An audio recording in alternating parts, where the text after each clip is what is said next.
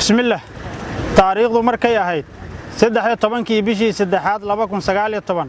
waxay maxkamadda darajada koobaad ciidamada qalabka sida u fadhiisatay dacwad ciqaabeedkii loo heestay eedaysanayaal 1 canshuur cismaan abuukar cumar asad ina faadumo aadan cismaan 23 jir ah ku dhashay shabeellaha dhexe 2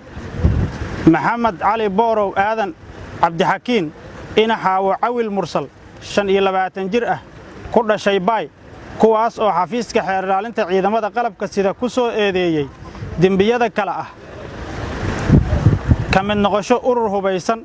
oo lid ku ah awoodaha qaranka qaran dumis dil bareer ah iyo xasuuq dad shacab ah eedaysanayaasha waxaa lagu eedeeyay inay fuliyeen falalka soo socda 15 bishii 8aad 2017 waxay weerar ku qaadeen gaari ay saarnaayeen hal qoys waxaana ku geeriyooday marxuum maxamed xasan cabdi cawad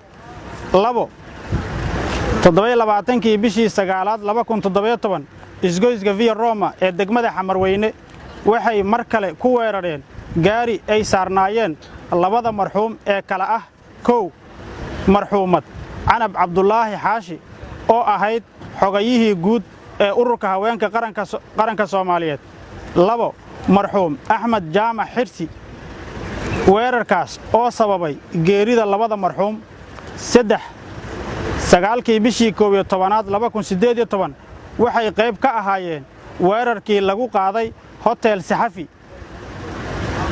weerarkaas oo ay ku geeriyoodeen 32 ruux 4 sidoo kale 22 bishii 12aad 2018 waxay ahaayeen abaabulayaashii labadii qarax ee ka dhacay tiyaatarka qaranka iyo daljirka dahsoon oo ay ku geeriyoodeen 27 ruux taariikhdu markay ahayd 20 bishii 3aad 2019 waxay maxkamadda ciidamada qalabka sida ku xukuntay dil toogasho ah